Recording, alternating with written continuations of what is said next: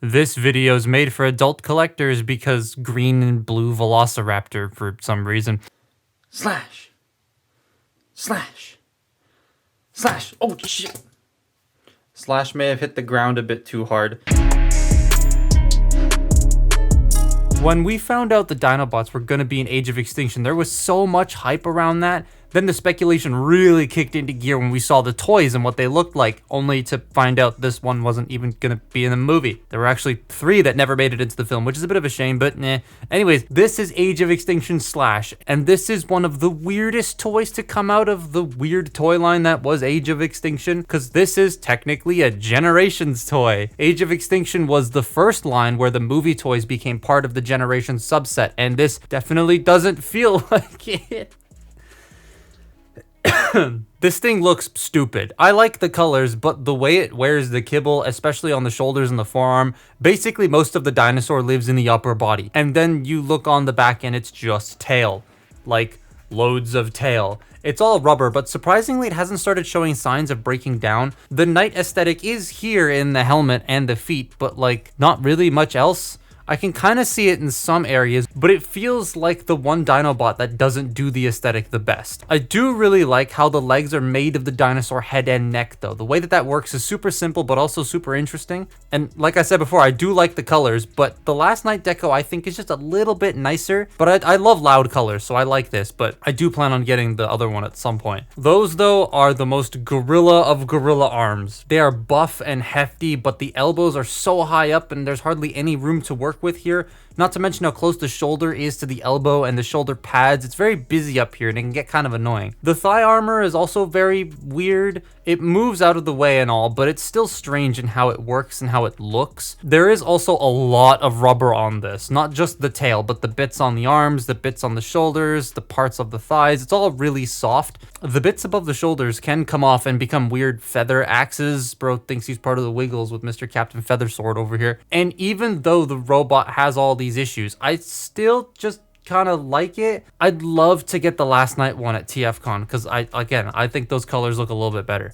Okay, so as you saw, messing and articulating this figure is kind of awkward to do, and it doesn't help this was a used copy and one of his hips is loose. Yeah, it becomes not enjoyable.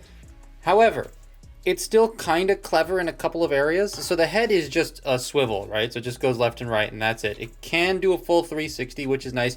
Also, I understand the whole like knight helmet aesthetic, but I always thought it looked like he was just wearing a hard hat. Like this dude is just ready to go do it. Blah, blah, blah, blah. That's how you say words. This guy's ready to go and do construction. There we go.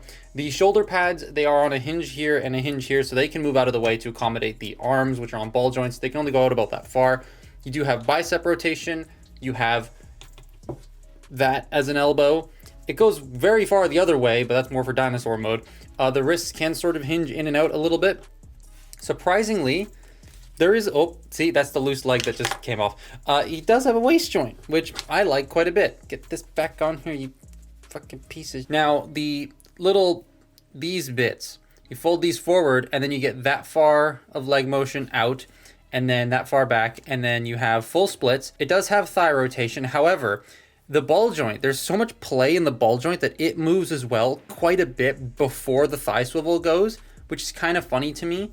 I don't know, this is one of those figures where if it didn't have a thigh swivel, I wouldn't be mad because the ball joint has enough play that it's there anyways.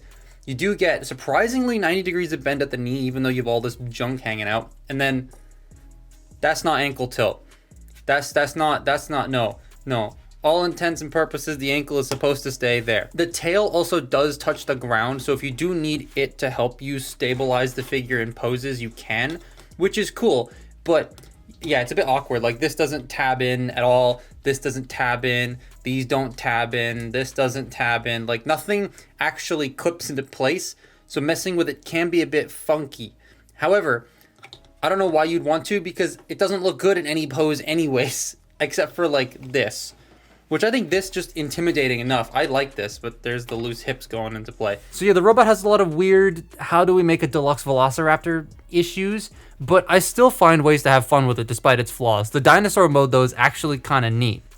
So Slash's transformation is not traditional dinosaur transformation. I kind of like that. It's a bit unique. It's also a bit weird, but it is a bit unique. Also, one thing I do want to mention, the paint is actually starting to flake off this like rubber front skirt section thing, so do be wary of that if you do end up buying one of these. So to start with, the first thing we're going to do is, actually, the first thing I'm going to do is the arms. So you bring these down, you rotate this around, and then just like flip that up, and that's a dinosaur foot all done. There's both sides, and we're just going to rotate them forward and leave them there. You can do this if you want four-legged Slash for some reason. I don't know, it's kind of funny. Then what we're going to do is we're going to take these arms and we're going to bring them forward. We're going to take this bit right here and just push, and this entire assembly is going to rotate back and around, bring the tail up. Tail's going to just sort of slide into place, and then these legs are going to go back here just so that they're out of the way for now. Now the front, this part's kind of cool. So we're going to rotate this section around 180 degrees. You're going to then fold these around and straighten out the feet so that it forms the neck of the raptor on both sides. And then we're going to peg the entire thing together, which I can't see. There we are. And then you have this looks like one of those skulls you'd find in the middle of like an African Top Gear special. It's just anyways, you bring the jaw all the way down. This is just so funny to me. This entire thing, I can't help but laugh. You bring that whole section down, and then you accordion the front over. Don't split the jaw, don't do that. And then you have the raptor head all done. Yes, the mouth doesn't close. I'll talk about that in a second.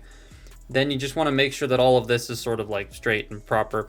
Then you bring this forward. These rib cage sections will just sit back here. They don't tab into anywhere. They just sort of sit. It's a little annoying, but oh well. And then you bring the legs forward. We're gonna bend them at the knee. Not so much that the fist comes out, but bend them just enough. And then get the arms down. And then I like to flare these up a little bit at the back here, just to sort of make it look a bit more spiky. And there you have Slash in dinosaur mode.